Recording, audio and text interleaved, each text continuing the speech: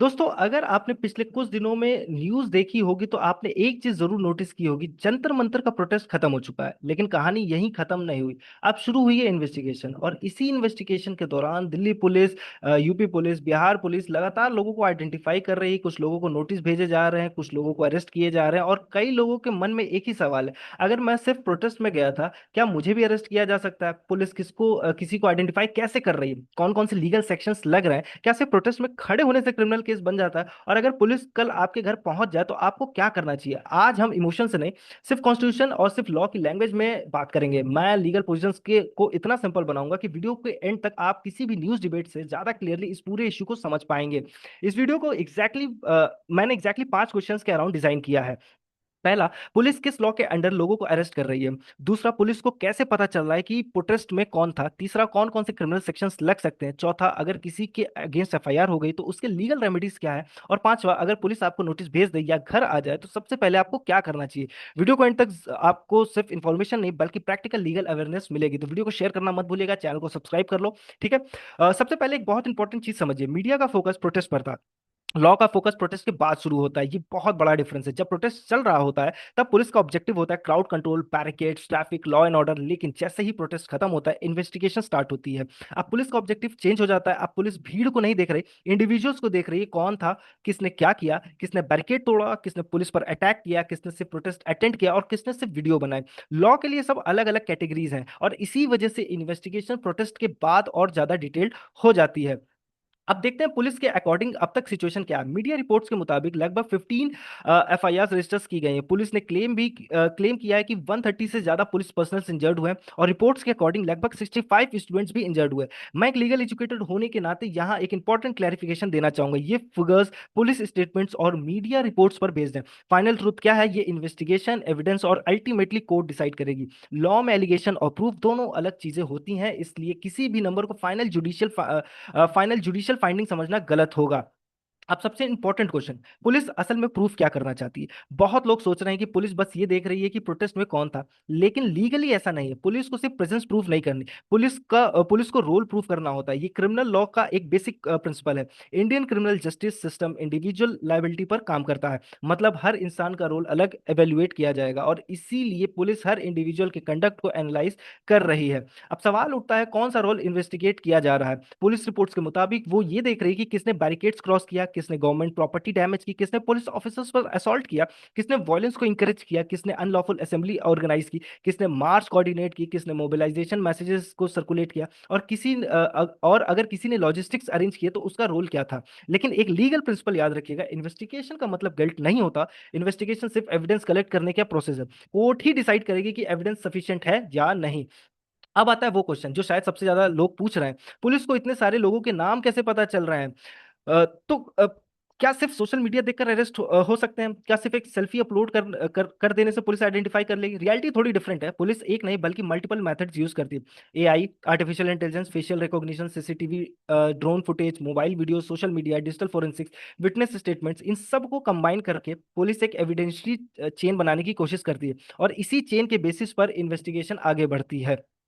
सबसे ज्यादा डिस्कशन जिस टेक्नोलॉजी को लेकर हो रहा है वो है फेशियल रिकॉग्निशन सिस्टम, यानी एफआरएस। दिल्ली पुलिस ने ऑफिशियली कंफर्म किया है कि प्रोटेस्ट के दौरान फेशियल रिकॉग्निशन कैमरास और एआई सर्वेलेंस वैन्स डिप्लॉय की गई थी। अब इसका मतलब क्या है? बहुत लोग सोच रहे हैं कि पुलिस हर सिटीजन का फेस परमानेंटली रिकॉर्ड कर रही है। पुलिस का ऑफिशियल स्टैंड कुछ और ही है। पुलिस का कहना है कि ये सिस्टम जनरल सर्वेलेंस के लिए नहीं बल्कि एग्जिस्टिंग क्रिमिनल डेटाबेसेस के साथ फेसेस कंपेयर करने के लिए यूज किया जा रहा है। यानी अगर किसी वांटेड क्रिमिनल का फेस डेटाबेस में ऑलरेडी है, पहले से है मतलब, और वो कैमरा के सामने आता है तो सिस्टम उसे फ्लैग कर सकता है। लेकिन यहीं से एक कॉन्स्टिट्यूशनल डिबेट भी शुरू होती है। सिविल लिबर्टीज ग्रुप्स का कहना है कि इंडिया में फेशियल रिकॉग्निशन का रेगुलेट करने वाला कोई कंप्रेहेंसिव लॉ नहीं है। इसी वजह से ये इशू अब दिल्ली हाई कोर्ट के सामने भी डिस्कस हो रहा है। यानी एक तरफ पुलिस पब्लिक सेफ्टी की बात कर रही है और दूसरी तरफ प्राइवेसी राइट्स की, और दोनों आर्गुमेंट कॉन्स्टिट्यूशनल लॉ के अंदर काफी इंपॉर्टेंट है।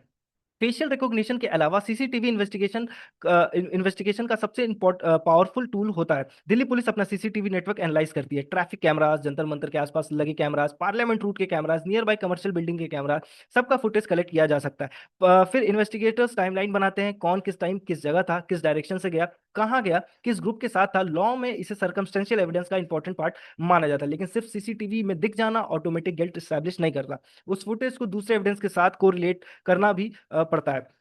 अब आज की पुलिसिंग सिर्फ ग्राउंड लेवल तक लिमिटेड नहीं रही है। क्राउड मैनेजमेंट के लिए ड्रोन्स का यूज भी किया जाता है। ड्रोन फुटेज इन्वेस्टिगेटर्स को पूरी क्राउड मूवमेंट का एरियल व्यू देता है, कहाँ से क्राउड मूव हुआ, वायलेंस किस पॉइंट से स्टार्ट हुआ, कौन बैरिकेड के पास था, ये सब ड्रोन फुटेज से एनालाइज किया जा सकता है। इसके अलावा कई police officers body worn cameras भी कैरी करते हैं। अगर किसी ऑफिसर के बॉडी कैमरा में कोई इंसिडेंट रिकॉर्ड हुआ है तो वो भी एविडेंस बन सकता है। और जब drone footage, CCTV, body camera, mobile videos और विटनेसेस स्टेटमेंट्स को एक साथ एनालाइज किया जाता है, तब पुलिस एक कंप्लीट एविडेंशियल पिक्चर बनाने की कोशिश करती है। लेकिन याद रखिए, एविडेंस कलेक्ट करना एक चीज है और उस एविडेंस को कोर्ट में प्रूफ करना ये बिल्कुल अलग स्टेज होती है। और क्रिमिनल लॉ का गोल्डन रूल हमेशा एक ही रहता है, एलिगेशन इज नॉट कन्विक्शन। देखिए, आज के टाइम में पुलिस के पास सिर्फ अपने कैमराज ही नहीं होते, कभी कभी सबसे इंपॉर्टेंट एविडेंस पब्लिक खुद क्रिएट कर देती है। सोचिए, जंतर मंतर में हजारों लोग मौजूद थे, जर्नलिस्ट रिकॉर्डिंग कर रहे थे, यूट्यूबर्स व्लॉग बना रहे थे, लोग इंस्टाग्राम रील्स बना रहे थे, किसी ने फेसबुक लाइव किया, किसी ने यूट्यूब लाइव किया, और कई लोग सिर्फ अपने फोन से वीडियोस बना रहे थे।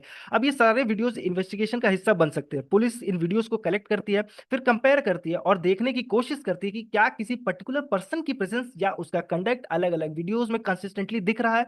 यानी एक वीडियो से कंक्लूजन नहीं निकाला जाता। इन्वेस्टिगेशन में मल्टीपल सोर्सेज को वेरीफाई किया जाता है। अब आते हैं उस चीज पर जो शायद जेंजी के लिए सबसे इंपॉर्टेंट है, सोशल मीडिया। बहुत लोग सोचते हैं मैं तो सिर्फ एक रील अपलोड कर रहा था, लेकिन इन्वेस्टिगेशन के पर्सपेक्टिव से एक रील सिर्फ इंटरटेनमेंट नहीं होती, वो डिजिटल एविडेंस भी हो सकती है। पुलिस पब्लिकली अवेलेबल पोस्ट को एग्जामिन कर सकती है, Instagram, Facebook, x, YouTube, Telegram और लॉ के प्रोसेस के थ्रू मिलने वाली व्हाट्सएप मटेरियल सब इन्वेस्टिगेशन का पार्ट बन सकता है। और इसका मतलब ये नहीं कि सोशल मीडिया पर पोस्ट करना क्राइम है, बिल्कुल नहीं। क्राइम तब बनता है जब उस कंटेंट से किसी एलिज्ड ऑफेंस को एस्टैब्लिश करने में मदद मिलती है। जैसे अगर किसी वीडियो में कोई खुद बैरिकेड तोड़ते हुए दिख रहा है या वॉयलेंस को ओपनली इंकरेज कर रहा है, तो वो एविडेंस बन सकता है। लेकिन सिर्फ प्रोटेस्ट की सेल्फी या पीसफुल अटेंडेंस अपने आप को किसी ऑफेंस का प्रूफ नहीं होता। अपने आप में ये किसी ऑफेंस का प्रूफ नहीं होता। ये डिफरेंस समझना बहुत जरूरी है। अब इन्वेस्टिगेशन और टेक्निकल हो जाती है। सिर्फ वीडियो देखना ही काफी नहीं होता, पुलिस डिजिटल फॉरेंसिक्स का भी यूज करती है। डिजिटल फॉरेंसिक्स का मतलब डिजिटल डेटा का साइंटिफिक एनालिसिस। एग्जाम्पल के लिए, वीडियो किस टाइम रिकॉर्ड हुई, उसका टाइम स्टैम्प क्या था, क्या उसमें जीपीएस लोकेशन एम्बेडेड है, क्या मेटा डेटा अवेलेबल है, अगर लीगली ऑथराइज्ड हो तो कॉल डिटेल रिकॉर्ड्स यानी सीडीआरस भी एनालाइज किए जा सकते हैं। लेकिन सिर्फ टेक्नोलॉजी ही एविडेंस नहीं होती, विटनेसेस भी इक्वली इंपॉर्टेंट होते हैं। Police officers, injured person, journalist, shopkeepers और इंडिपेंडेंट आई विटनेसेस सबके स्टेटमेंट्स रिकॉर्ड किए जा सकते हैं। इंडियन क्रिमिनल जस्टिस सिस्टम में इलेक्ट्रॉनिक एविडेंस और ओरल एविडेंस दोनों मिलकर प्रोसिक्यूशन का केस बिल्ड करते हैं, और डिफेंस को भी पूरा मौका मिलता है इन एविडेंसेस को चैलेंज करने का। अब आते हैं सबसे बड़े सवाल पर, क्या पुलिस हर प्रोटेस्टर्स को अरेस्ट कर रही है? इसका आंसर है नहीं। कम से कम पुलिस का ऑफिशियल स्टैंड तो यही है कि इन्वेस्टिगेशन इंडिविजुअल रोल के बेसिस पर हो रही है। यानी अगर किसी व्यक्ति के अगेंस्ट स्पेसिफिक एलिगेशन है, तब उसके खिलाफ एक्शन लिया जा रहा है। लॉ में एक प्रिंसिपल होता है, इंडिविजुअल क्रिमिनल लायबिलिटी। इसका मतलब है सिर्फ भीड़ का हिस्सा होना और किसी स्पेसिफिक ऑफेंस में इन्वॉल्व होना, ये दोनों अलग बातें हैं। इसलिए पुलिस हर व्यक्ति के रोल को आइडेंटिफाई करने की बात कर रही है। पुलिस रिपोर्ट्स के मुताबिक जिन लोगों के अगेंस्ट एक्शन की बात की जा रही है, उनमें जनरली ये एलिगेशन देखने को मिलता है: पुलिस ऑफिसर्स पर असॉल्ट, गवर्नमेंट प्रॉपर्टी का damage, writing, public property destroy करना, प्रोहिबिटरी ऑर्डर्स वायलेट करना, और कुछ केसेस में प्लानिंग या कॉन्स्पिरेसी का एलिगेशन। लेकिन यहाँ एक बहुत इंपॉर्टेंट लीगल प्रिंसिपल याद रखिए, एफआईआर किसी को क्रिमिनल प्रूफ नहीं करती। एफआईआर सिर्फ इन्वेस्टिगेशन शुरू करती है, उसके बाद एविडेंसेस कलेक्ट होते हैं, चार्जशीट फाइल होती है, कोर्ट एविडेंस एग्जामिन करती है, विटनेस क्रॉस एग्जामिन होते हैं, और तब जाकर गिल्ट डिसाइड होता है। इसलिए मीडिया ट्रायल और कोर्ट ट्रायल में बहुत फर्क होता है। अब एक और कंफ्यूजन क्लियर कर देता हूं। न्यूज रिपोर्ट्स में आया है कि फेशियल रिकॉग्निशन सिस्टम ने कुछ ऐसे लोगों को आइडेंटिफाई किया है जिन पर पहले से भी क्रिमिनल केसेस चल रहे हैं। अब इसका मतलब क्या है कि क्या वो इस प्रोटेस्ट में भी गिल्टी हैं? बिल्कुल नहीं। इंडियन क्रिमिनल लॉ का गोल्डन प्रिंसिपल है, every case stands on its own evidence. अगर किसी व्यक्ति पर पहले से क्रिमिनल केसेस रहे हो, तब भी करंट केस में पुलिस को नया एविडेंस के बेसिस पर ही गिल्ट प्रूफ करना पड़ेगा। इसलिए दिल्ली पुलिस भी यही कह रही है कि सिर्फ फेशियल रिकॉग्निशन मैच होना काफी नहीं है, CCTV, mobile videos, witnesses statements और दूसरे एविडेंसेस भी एनालाइज किए जा रहे हैं। ये बात समझना बहुत जरूरी है, क्योंकि क्रिमिनल हिस्ट्री और करंट गिल्ट ये दोनों लीगली अलग कॉन्सेप्ट्स हैं। अब हम पहुंच गए हैं वीडियो के सबसे इंपॉर्टेंट पार्ट पर, कौन कौन से लीगल सेक्शंस लग सकते हैं और इनका एक्चुअल मतलब क्या होता है। दोस्तों, बहुत बार मीडिया सिर्फ सेक्शन नंबर बता देती है, लेकिन आम आदमी को समझ में नहीं आता कि उस सेक्शन की मीनिंग क्या है। अगले कुछ स्लाइड स्लाइड्स में मैं हर प्रोविजन को इतना सिंपल एक्सप्लेन करूंगा कि आप सेक्शन नंबर सुनते ही आप समझ जाओगे कि पुलिस किस एलिगेशन की बात कर रही है और उसके मैक्सिमम पनिशमेंट क्या हो सकती है। तो वीडियो को शेयर आउट कीजिए, जितने भी लोग जो प्रोटेस्ट में गए थे पार्टिसिपेट किए तो उन तक ये पहुंचे, ताकि वो टाइम रहते रेमेडीज अवेलेबल, जो भी रेमेडीज अवेलेबल है उसको यूज कर पाए। ठीक है, और डरे ना। सबसे पहले तो पैनिक नहीं करना होता है। ठीक है, जो नॉर्मल इन्फॉर्मेशन है, सबको डरने की जरूरत नहीं है, प्रोटेस्ट करना आपका लीगल राइट है। तो उस चीज को समझना बहुत जरूरी है कि आप किस तरीके से प्रोटेस्ट कर सकते हैं और आपने क्या क्या प्रोटेस्ट में किया है, उसके अकॉर्डिंग स्टेप्स लेने हैं। ठीक है, तो सबसे पहले एक ओवरव्यू देख लेते हैं। अगर पुलिस कहे कि प्रोहिबिटरी ऑर्डर वायलेट हुआ है तो जनरली बीएनएस सेक्शन 223 की बात आती है। अगर पुलिस कहे कि अनलॉफुल असेंबली थी तो अनलॉफुल असेंबली वाले प्रोविजंस देखे जाते हैं। अगर वायलेंस यूज हुआ तो राइटिंग के प्रोविजंस, पब्लिक सर्वेंट को ऑब्स्ट्रक्ट किया गया तो अलग सेक्शन, पुलिस ऑफिसर पर फोर्स यूज हुई तो अलग सेक्शन, और अगर किसी को हर्ट हुआ तो हर्ट के प्रोविजंस। लेकिन ध्यान रखिए, सिर्फ सेक्शंस लग जाना कन्विक्शन नहीं होता, हर सेक्शन का इंग्रेडिएंट्स होता है जिन्हें प्रोसिक्यूशन को कोर्ट में प्रूव करना पड़ता है। इस तरह अगर ग्रीवियस हर्ट हुआ है तो पनिशमेंट और सीरियस, अगर ग्रीवियस हर्ट हुआ है तो पनिशमेंट और सीरियस हो जाती है। अगर पब्लिक प्रॉपर्टी डैमेज हुई तो पीडीपीपी एक्ट भी अप्लाई हो सकता है। अगर फायर या एक्सप्लोजिव यूज हुआ तो पनिशमेंट और इंक्रीज हो जाती है। अगर पुलिस कहे कि प्लानिंग पहले से हुई थी तो कॉन्स्पिरेसी का एलिगेशन आ सकता है। और अगर अनलॉफुल असेंबली का कॉमन ऑब्जेक्ट प्रूव हो गया तो ग्रुप लाइबिलिटी का कॉन्सेप्ट अप्लाई हो सकता है। ये सारे सेक्शन एक साथ भी लग सकते हैं या सिर्फ कुछ ही सेक्शंस लग सकते हैं। सब कुछ डिपेंड करता है एफआईआर के फैक्ट्स पर, अवेलेबल एविडेंसेस और इन्वेस्टिगेशन के आउटकम पर। तो टेंशन नहीं लेना, सबको समझते हैं एक साथ धीरे धीरे करके। अब शुरू करते हैं सबसे पहले लीगल सेक्शन से। बीएनएस सेक्शन 223, ये सेक्शन तब अप्लाई होता है जब किसी पब्लिक सर्वेंट ने एक लॉफुल ऑर्डर इशू किया हो और कोई व्यक्ति उस ऑर्डर को नोइंगली, मतलब जानबूझकर वॉयलेट करे। एग्जांपल के लिए, अगर सेक्शन 163 बीएनएसएस के अंडर प्रोहिबिटरी ऑर्डर लगा हुआ है और उसके बावजूद कोई व्यक्ति जानबूझकर उस ऑर्डर को वॉयलेट करता है तो पुलिस बीएनएस सेक्शन 223 इन्वोक कर सकती है। लेकिन एक बहुत इंपॉर्टेंट बात, पुलिस को कोर्ट में चार चीजें प्रूव करनी पड़ेंगी। पहली, कि लॉफुल ऑर्डर एक्चुअली में एग्जिस्ट करता था, मतलब था। दूसरा, एक्यूज को उस ऑर्डर की नॉलेज थी, एक्यूज को भी पता था कि वो जो लॉफुल ऑर्डर है वो एग्जिस्ट कर रहा है। तीसरा, उसने जानबूझकर उस ऑर्डर को वायलेट नहीं किया। और चौथा, उस वायलेशन की वजह से ऑब्स्ट्रक्शन, डेंजर या राइट जैसी सिचुएशन क्रिएट हुई या क्रिएट होने की पॉसिबिलिटी थी। अगर पुलिस इन इंग्रेडिएंट्स को प्रूव नहीं कर पाती तो सिर्फ प्रोटेस्ट अटेंड कर लेना सेक्शन 223 के कन्विक्शन के लिए सफिशिएंट नहीं होगा। इसलिए क्रिमिनल लॉ में हर सेक्शन के सिर्फ नंबर नहीं बल्कि उसके लीगल इंग्रेडिएंट सबसे इंपॉर्टेंट होते हैं। अब हम आते हैं क्रिमिनल लॉ के सबसे मिसअंडरस्टूड कॉन्सेप्ट पर, अनलॉफुल असेंबली। बहुत लोगों को लगता है कि अगर पांच या उससे ज्यादा लोग एक जगह खड़े हो जाएं तो ऑटोमेटिकली अनलॉफुल असेंबली बन जाती है। नहीं, बिल्कुल नहीं, लॉ इतना सिंपल नहीं है। देखिए, भारतीय न्याय संहिता के अकॉर्डिंग सिर्फ पांच लोगों के इकट्ठा होने से ऑफेंस नहीं होता। अगर ऐसा होता तो हर पॉलिटिकल रैली, हर रिलीजियस प्रोसेशन, हर क्रिकेट सेलिब्रेशन और हर मैरिज प्रोसेशन भी अनलॉफुल असेंबली बन जाती। लॉ का फोकस नंबर ऑफ पीपल पर नहीं, कॉमन ऑब्जेक्ट पर होता है। यानी पुलिस को कोर्ट में प्रूव करना पड़ेगा कि उस असेंबली का कॉमन ऑब्जेक्ट क्या था। अगर कॉमन ऑब्जेक्ट था गवर्नमेंट को क्रिमिनल फोर्स से इंटिमिडेट करना, लॉ को रेजिस्ट करना, कोई ऑफेंस कमिट करना, फोर्स के थ्रू प्रॉपर्टी लेना, या किसी को जबरदस्ती कुछ करने या ना करने के लिए मजबूर करना, तब जाकर असेंबली अनलॉफुल बन सकते हैं। यानी असेंबली लॉफुल भी हो सकती है और वही असेंबली सर्कमस्टेंसेस चेंज होने पर अनलॉफुल भी बन सकती है। अब इसी से कनेक्टेड दूसरा कॉन्सेप्ट है राइटिंग।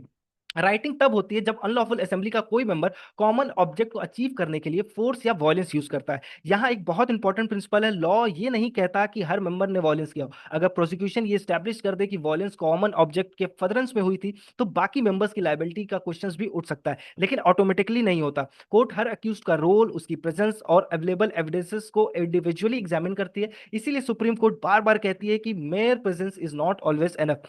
प्रेजेंस के साथ इंटेंशन, नॉलेज और सराउंडिंग सर्कमस्टेंसेस भी देखे जाते हैं। अब मान लीजिए पुलिस अपनी ऑफिशियल ड्यूटी परफॉर्म कर रही है, बैरिकेड्स लगा रही है, ट्रैफिक डाइवर्ट कर रही है, क्राउड को कंट्रोल कर रही है, और कोई व्यक्ति जानबूझकर पुलिस को उस ड्यूटी को परफॉर्म करने से रोकता है तो उस सिचुएशन में ऑब्स्ट्रक्शन ऑफ पब्लिक सर्वेंट का जो प्रोविजन अप्लाई हो सकता है। लेकिन एक चीज और समझिए, सिर्फ आर्गुमेंट करना या पुलिस से क्वेश्चन पूछना और पुलिस ऑफिसर पर फिजिकल फोर्स यूज करना, ये दोनों कंप्लीटली अलग लीगल सिचुएशंस हैं। अगर पुलिस एलिगेशन लगाती है कि किसी ने फिजिकल फोर्स यूज किया या असॉल्ट किया है सिर्फ इसलिए ताकि पुलिस अपनी ड्यूटी परफॉर्म ना कर सके, तो उस सिचुएशन में और सीरियस प्रोविजंस अप्लाई हो सकते हैं। यहाँ प्रोसिक्यूशन को प्रूव करना पड़ेगा कि ऑफिसर अपनी लॉफुल ड्यूटी परफॉर्म कर रहा था और एक्यूज ने इंटेंशनली उस ड्यूटी को रोकने के लिए क्रिमिनल फोर्स या असॉल्ट यूज किया। हर पुश, हर टच, हर फिजिकल कॉन्टैक्ट ऑटोमेटिकली असॉल्ट नहीं बन जाता। कंटेक्स्ट, इंटेंशन और एविडेंस तीनों बहुत इंपॉर्टेंट होते हैं। अब बात करते हैं हर्ट और ग्रीवियस हर्ट की। ये दोनों वर्ड सुनने में सिमिलर लगते हैं लेकिन लॉ में इनका डिफरेंस बहुत बड़ा है। अगर किसी व्यक्ति को बॉडली पेन, इंजरी या फिजिकल सफरिंग इंटेंशनली दी जाती है तो जनरली यूज उसे हर्ट कहा जाता है। लेकिन अगर इंजरी फ्रैक्चर हो, परमानेंट डिसेबिलिटी हो, आंख की रोशनी चली जाए, हियरिंग परमानेंटली इफेक्ट हो, या लॉ में डिफाइंड ग्रीवियस इंजरीज में से कोई इंजरी हो, तब वो ग्रीवियस हर्ट बन जाता है और पनिशमेंट भी काफी इंक्रीज हो जाती है। अब प्रोटेस्ट केसेस में अगर पुलिस क्लेम करती है कि किसी ऑफिसर को फ्रैक्चर हुआ या सीरियस इंजरी हुई, तो इन्वेस्टिगेशन ये डिटरमाइन करेगी कि इंजरी किसने कॉज की, किस एविडेंस के बेसिस पर कॉज की, और क्या लीगली ग्रीवियस हर्ट स्टैब्लिश होता है। रिमेंबर, हॉस्पिटल रिपोर्ट भी इंपॉर्टेंट है, मेडिकल एग्जामिनेशन भी इंपॉर्टेंट है, और डॉक्टर की टेस्टिमनी भी इक्वली इंपॉर्टेंट होती है। क्रिमिनल लॉ सिर्फ एलिगेशंस पर नहीं, मेडिकल एविडेंस पर भी डिपेंड करता है। अब आता है पब्लिक प्रॉपर्टी डैमेज पर।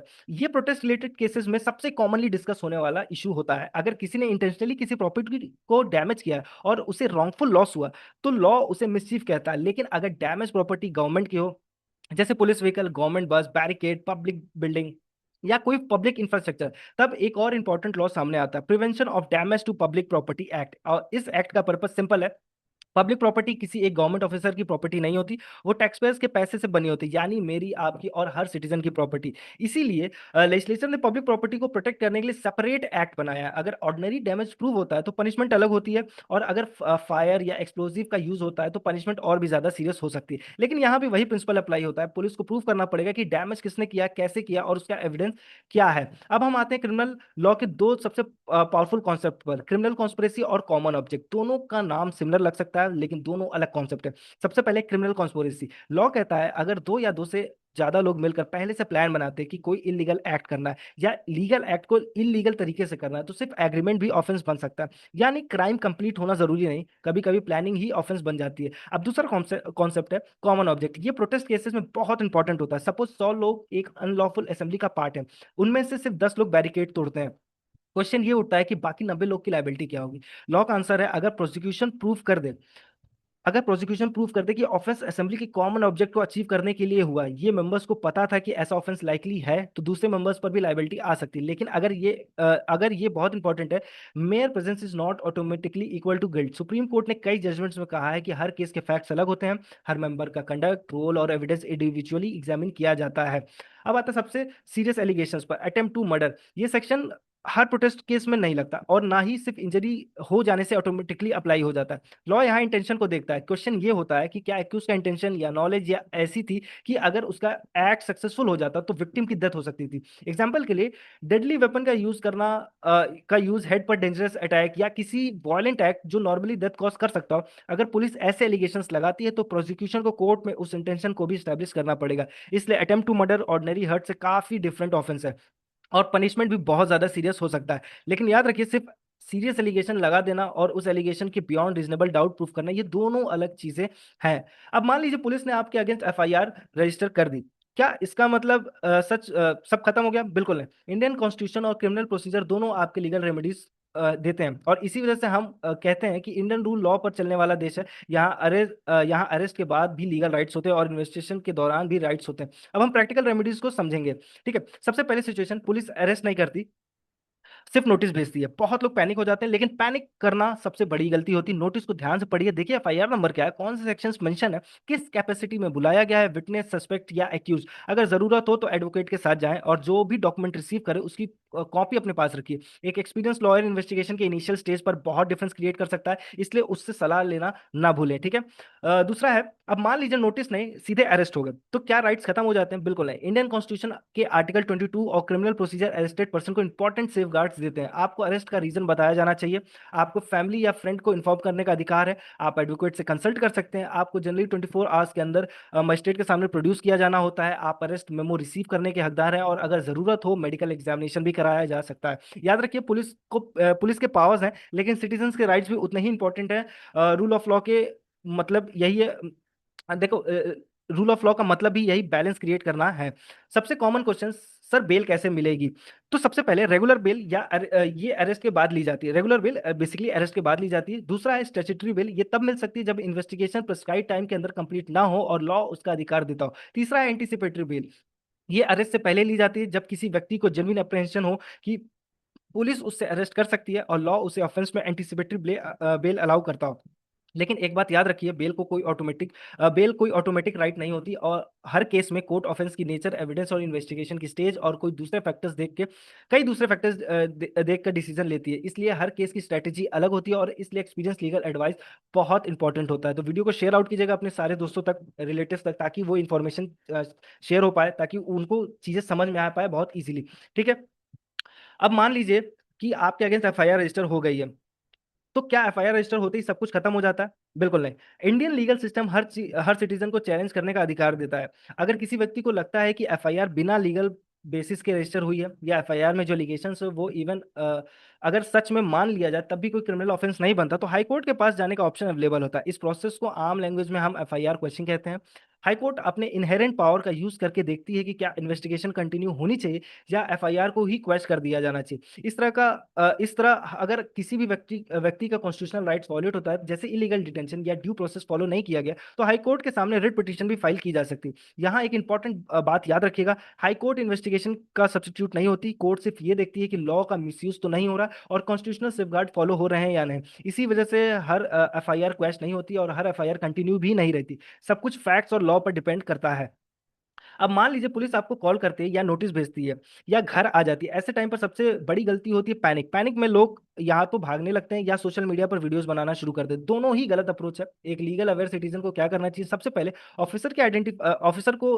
ऑफिसर की आइडेंटिटी वेरीफाई करिए। पूछिए किस एफआईआर के संबंध में बुलाया गया है, कौन सा पुलिस स्टेशन है, कौन सा सेक्शन लगे हैं। अगर स्टेटमेंट देनी है तो एडवोकेट से कंसल्ट करके दीजिए। अगर आपके पास अपनी तरफ से एविडेंस है, videos, photos, location history, travel tickets, mobile recordings, उन्हें सेफली प्रिजर्व करके रखिए। और सबसे इंपॉर्टेंट बात, कभी भी इलेक्ट्रॉनिक एविडेंस डिलीट मत करिए। कई लोग सोचते हैं वीडियो डिलीट कर देंगे तो प्रॉब्लम खत्म। रियलिटी बिल्कुल अपोजिट है। एविडेंस डिस्ट्रॉय करना कभी कभी इन्वेस्टिगेशन को और कॉम्प्लिकेटेड बना देता है। और एक और एडवाइस, किसी भी डॉक्यूमेंट पर साइन करने से पहले उसे पूरी तरह समझिए। अगर समझ नहीं आ रहा तो लीगल एडवाइस लीजिए। इसलिए कह रहा हूँ, वीडियो को शेयर करना मत भूलिए। अब पहुंच गए हैं इस पूरे इशू के सबसे इंटरेस्टिंग पार्ट पर। ये सिर्फ प्रोटेस्ट का इशू नहीं है, ये सिर्फ पुलिसिंग का इशू भी नहीं है, ये एक्चुअली कॉन्स्टिट्यूशनल लॉ का इशू है। एक तरफ स्टेट जिसकी रिस्पॉन्सिबिलिटी है पब्लिक ऑर्डर मेंटेन करना, क्राइम को इन्वेस्टिगेट करना, ऑफेंडर्स को आइडेंटिफाई करना, और दूसरी तरफ है सिटीजन जिसके पास फंडामेंटल राइट्स हैं, प्राइवेसी का राइट्स है, पीसफुल प्रोटेस्ट का राइट है, freedom of speech, freedom of expression. जब ये दोनों इंटरेस्ट एक दूसरे से टकराते हैं, तब कोर्ट्स को बैलेंस क्रिएट करना पड़ता है। इसी वजह से कॉन्स्टिट्यूशनल कोर्ट्स को अक्सर सबसे डिफिकल्ट क्वेश्चन डिसाइड करना पड़ता है। ठीक है। तो अब जैसे एआई सर्वेलेंस और सिविल लिबर्टीज का एक जो सबसे इंपॉर्टेंट क्वेश्चन आ रहा है, फेशियल रिकॉग्निशन सिस्टम को लेकर भी एग्जैक्टली यही डिबेट चल रही है। पुलिस का स्टैंड क्या है? पुलिस क्या का कहना है कि एआई सर्वेलेंस से वांटेड क्रिमिनल्स आइडेंटिफाई किए जा सकते हैं। लार्ज गैदरिंग्स में पब्लिक ऑर्डर्स मेंटेन करना आसान होता है, इन्वेस्टिगेशन फास्ट होती है, और इनोसेंट लोगों को भी जल्दी आइडेंटिफाई किया जा सकता है। लेकिन सिविल लिबर्टीज ग्रुप्स एक अलग कंसर्न रेज कर रहे हैं। उनका कहना है, अगर स्टेट हर प्रोटेस्ट में फेशियल रिकॉग्निशन यूज करेगी तो लोग पीसफुल प्रोटेस्ट करने से भी डरेंगे। क्या इंडिया में फेशियल रिकॉग्निशन को रेगुलेट करने वाला डेडिकेटेड लॉ है? बायोमेट्रिक डेटा कितने टाइम तक स्टोर किया जाएगा? उस डेटा का मिसयूज कैसे रोका जाएगा? क्या सिटीजन को भी पता होगा कि उसका फेस डेटाबेस में क्यों स्टोर हुआ है या नहीं? ये सारे कॉन्स्टिट्यूशनल क्वेश्चंस अब कोर्ट्स के सामने डिस्कस हो रहे हैं। और जब तक कोर्ट फाइनल डिसीजन नहीं देती, तब तक ये डिबेट कंटिन्यू रहेगी। एक मेच्योर डेमोक्रेसी की पहचान भी यही होती है कि स्टेट की पावर्स और सिटीजन्स के राइट्स दोनों को बैलेंस किया जाए। इस वीडियो का पर्पस किसी भी इन्वेस्टिगेशन को सपोर्ट करना या अपोज करना नहीं है, और ना ही किसी व्यक्ति को गिल्टी या इनोसेंट डिक्लेयर करना। ये काम सिर्फ कोर्ट का है। हमारा ऑब्जेक्टिव सिर्फ इतना है कि जो लीगल प्रोविजंस मीडिया में मेंशन हो रहे हैं उन्हें आम लैंग्वेज में समझाया जा सके। यहाँ डिस्कस की गई इन्फॉर्मेशन भारतीय न्याय संहिता, भारतीय नागरिक सुरक्षा संहिता और पब्लिकली अवेलेबल रिपोर्ट्स के बेसिस पर एक्सप्लेन की गई। इन्वेस्टिगेशन आगे बढ़ने के साथ फैक्ट्स और एलिगेशन चेंज भी हो सकते हैं। अगर आप या आपके कोई जानने वाला इस मैटर में पुलिस के कांटेक्ट में है, तो इंटरनेट एडवाइस पर डिपेंड मत करिए। एक क्वालिफाइड क्रिमिनल लॉयर से अपने फैक्ट्स को डिस्कस कीजिए। हर क्रिमिनल केस अलग होते हैं, और हर लीगल स्ट्रेटेजी भी हर केस में अलग होती है। ट्रांसपेरेंसी भी किसी लीगल एजुकेटर की क्रेडिबिलिटी का सबसे इंपॉर्टेंट पार्ट होती है। तो इसलिए इस वीडियो में यूज की गई इन्फॉर्मेशन ऑफिशियल लीगल प्रोविजंस और मल्टीपल रेप्यूटेड न्यूज रिपोर्ट्स पर बेस्ड है। मैं हमेशा रिकमेंड करता हूं कि किसी भी लीगल इशू को समझने के लिए सिर्फ एक सोर्स पर डिपेंड मत करिए। डिफरेंट न्यूज़पेपर्स पढ़िए, कोर्ट्स ऑर्डर पढ़िए, और अगर पॉसिबल हो तो एक्चुअल एफआईआर और जुडिशियल डॉक्यूमेंट्स भी देखिए। अगर एक चीज याद रखनी है तो वो यही है, पुलिस के पास पावर्स हैं, लेकिन सिटीजन्स के पास भी राइट्स हैं, और दोनों के बीच जो ब्रिज है उसका नाम है रूल ऑफ लॉ। ना पुलिस लॉ से ऊपर है ना सिटीजन। डेमोक्रेसी तभी स्ट्रांग होती है जब इन्वेस्टिगेशन भी लॉ के हिसाब से हो और सिटीजन्स भी अपने राइट्स और रिस्पॉन्सिबिलिटीज को समझे। इसीलिए लीगल अवेयरनेस सिर्फ लॉयर्स के लिए नहीं, हर इंडियन सिटीजन्स के लिए जरूरी है। मैं उम्मीद करता हूं कि आज का वीडियो देखने के बाद आप सिर्फ जंतर मंतर प्रोटेस्ट को ही नहीं, बल्कि किसी भी प्रोटेस्ट, किसी भी अरेस्ट और किसी भी क्रिमिनल इन्वेस्टिगेशन को एक लीगल पर्सपेक्टिव से देख पाएंगे। अगर आपको लगता है कि इंडिया में हर सिटीजन को बेसिक लीगल नॉलेज होनी चाहिए, तो इस वीडियो को जरूर शेयर करिए, क्योंकि अवेयरनेस ही सबसे पहला लीगल प्रोटेक्शन है। मैं हूं कमल और आप देख रहे हैं लॉ जानो। यहाँ पर यहाँ हम सिर्फ लॉ पढ़ेंगे नहीं, लॉ को समझते हैं। मिलते हैं अगले वीडियो में, आपके एवरीडे लीगल राइट्स को सिंपल लैंग्वेज में डिकोड करेंगे। जय हिंद, जय भारत।